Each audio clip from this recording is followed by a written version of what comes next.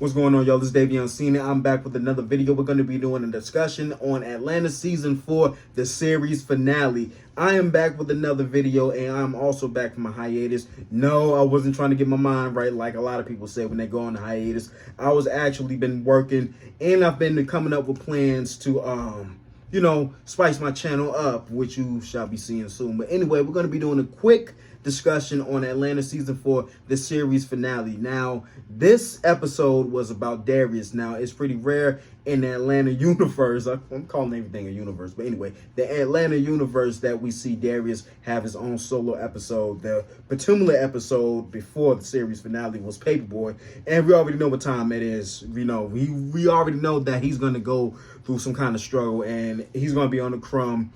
And life is not going to look good for Paperboy in every episode that he's soloing. But anyway, we haven't gotten a solo episode from Darius since Teddy Perkins episode from season 2. Now, I felt like this was the icing and cherry on top, icing on the cake, because this is the last episode. We're ending things. We're concluding things. Earn got his story arc. His story arc has reached. Paperboy's story arc has reached. Now it's time for Darius' story arc to reach. Now, I know a lot of people have been saying that this whole thing has been a dream since episode 1 of season 1, when they got into that situation with the dude who kicked his side mirror and Paperboy shot him. It went to this whole dream sequence. A lot of people saying that Earn and Paperboy and Van are not even real people. They just figments of his imagination. Although I don't want to say he confirmed it. I was just thinking like Darius being Darius, but you got to really think about what this dude be talking about, because he's not just some random weirdo and idiot. He's really an actual intelligent person. Now, in this episode, we get a tiny backstory about Darius, but it's not really full. We learned that he has a brother who's passed.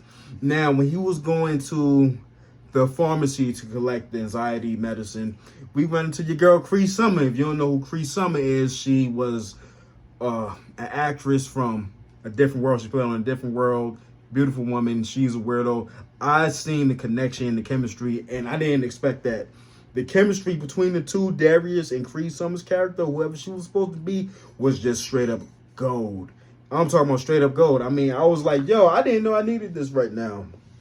But overall, as a series, Atlanta as a series, being that it is now concluded, I can say it is one of the most unique, not afraid to push this show is the epitome of not being afraid of pushing the envelope. Okay, it doesn't have to be, and this is why I hate when people say that, oh, this show pushes the envelope just because it has a bunch of shock shit. You know what I'm saying? It's not all about that. They relate a lot of things that has happened in real life and bringing it upon their surrealistic world. If you watch Atlanta, if you've been watching it long enough, you'll know that the theme is surrealism. It's not about hip hop. You know what I'm saying? The main plot is not just about a rapper. I think that's like a plot device or like a hook to get you to watch the show. And so when you actually watch the show, you get a different present. And I tell people this all the time, man. Like, listen, you're watching Atlanta. Once you watch it, the first couple, like maybe the first entire season, maybe the first, whatever. But once you watch Atlanta, you watch the first few episodes, it basically gives you the choice whether or not you want to rock with this show or not. Because whatever the tone of the show is, what the show is what it is. Whether you want to rock with it or not, it's on you. But this is just what it is. And I like that for Atlanta. But anyway, back to this series finale episode. This one, they took us through a journey, man. I mean, Darius was going through his own Groundhog Day, waking up. He doesn't know what's real, what's fake. Now, meanwhile, you got your boy, Paperboy, Earn, and Van. They going to this sushi restaurant, and it's owned by black people, but however, the food is terrible.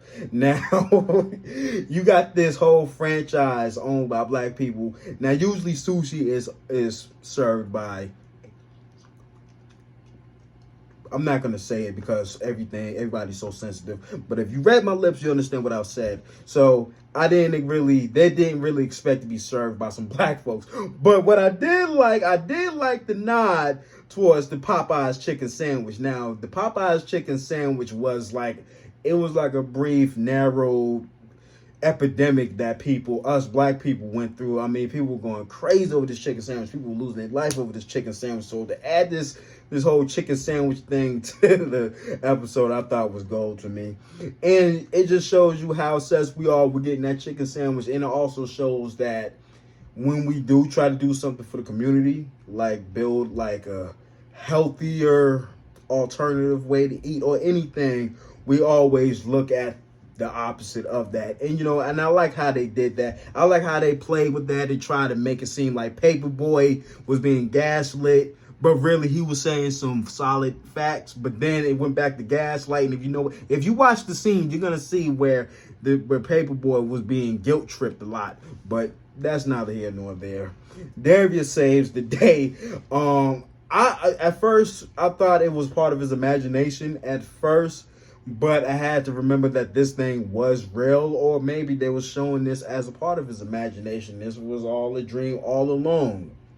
Now, Darius still thinks he's in the tank because he steals a pink Maserati, and this was one of the best scenes of the show. It's something about a series that when you have a certain shot of something, especially when it's the last episode, and you have a shot or a montage or something, that's usually the icing on the cake. And when they was driving off in the sunset with the inaudible going on, and you had the music playing in the background, but you could kind of hear what they were saying if you paid attention, it was just gold. They was having the time of their life. And then they had the chicken sandwiches, and it almost made me want to cry tears of joy because Atlanta came on. It dropped back in 2016. I was 20 going on 21.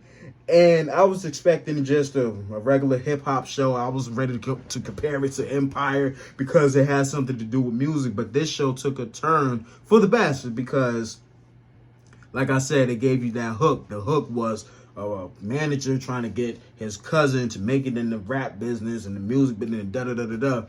But it did a lot of things different. Yes, it's about Earn trying to help his cousin get into the music business, but it's also about black people living in a world where things are so bizarre that they just can't understand it. But these bizarre things, and let me even say it, bizarre, whatever it is, bizarre, these things are happening, but it's totally normal. And I finally realized what the show was about after watching a video and after doing my own critiques on the video and doing my own Venn diagram and comparing it. I could kind of see where that person was coming from when he made the video. It was mentioned that it was about a world of black people just trying to be important. You know what I'm saying? And it's really messes with your mind if you really think about it. And it makes sense at the same time. You have the Teddy Perkins episode. In our world, the Teddy Perkins is Michael Jackson, how he was abused by his father. Yes, he was abused, okay? We don't care nothing about... My lips are low. We don't care nothing about how his dad saved his life. If it wasn't for his dad, we would have never had a Michael Jackson. Who knows? What if we would have had a Michael Jackson without him getting beat up? You know what I'm saying? Without him getting whooped and shit like that. You know what I'm saying? So... in their world, Teddy Perkins episode was basically an alternative reality. I mean, because surrealism, right?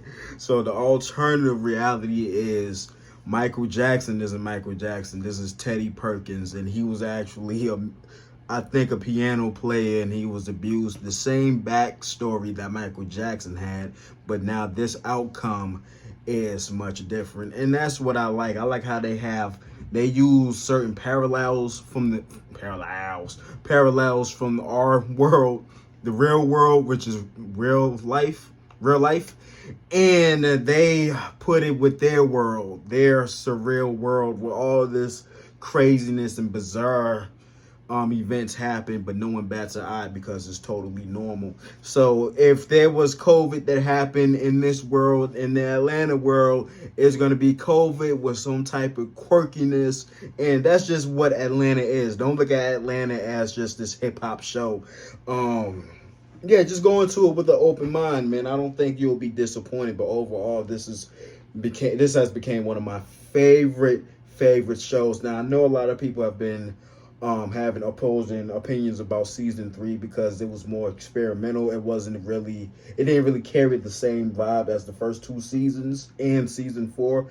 It was a lot different. It still had a lot of golden moments, but we are in a different environment as far as being in a different country, European people. But I did like how they pointed out certain things like racism and just blending these whole social issues, and then we just get this funny thing. But season 3 was more experimental. It wasn't really my favorite, but with season 4, I want to say that season 4 is like season 1 on steroids. It's really like when you go to watch a superhero movie or a movie period, and the movie gains some type of cult following because of the director cut, even though the theatrical version was kind of, it sucked ass, but the uncut director's cut, it did it some justice.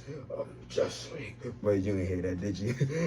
Yeah, that's basically what it is. Season 1 is the original, and season 4 is just like everything combined with just different content and different. It's just, it's just one of those shows that wasn't afraid to push the envelope. It was one of those shows that wasn't afraid of anything. They were, whatever that came to their mind, they put it on paper, they shot it, filmed, produced it, edited it, and they just put it on TV. Not a lot of TV shows do that. We have a lot of tropes on TV that are still continuing to this day that Atlanta avoids a lot of the time. The characters were nothing less of memorable. The acting in this show is the reason why we're going to be seeing these actors in different projects over the next 10-15 years. I want to see Zazie Beetz in more projects. I like how some of the co-stars were starring in each other's movies, playing alongside each other, being that they used to be playing on Atlanta, and it's awesome. So I definitely look forward to seeing what Donald Glover has in store for us. For those who read the plot line for the show that he's doing with I think it's Sasha Obama or Malia, one of the Obamas. The plot is it's supposed to be like some Beyonce character, so don't be so this is the plot.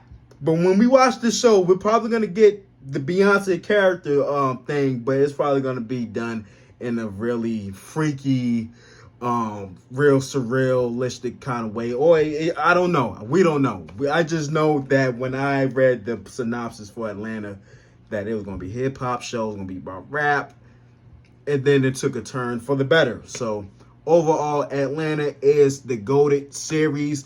It has launched a lot of careers. It has dug up people that basically Hollywood swept up under the rug and then brought them back to life for an appearance. Shout out for the cameo of Kevin Samuels, cameo. I'm mispronouncing words and shit, but anyway, the Kevin Samuels cameo. Let's just get that right. Anyway, man, that's my video. That is my perspective of I say a lot of words. Funny on here, man. Of the Atlanta series finale. I hope y'all enjoyed this video. Y'all be easy out here. Y'all hit that like and y'all hit that subscribe button, man. And I got more content for y'all, even though I probably may be too tired to give y'all content because I work late hours. But I'm still going to say this. I'm going to give y'all content. All right, man. Stay tuned. I'm up out of here, y'all. Y'all be easy.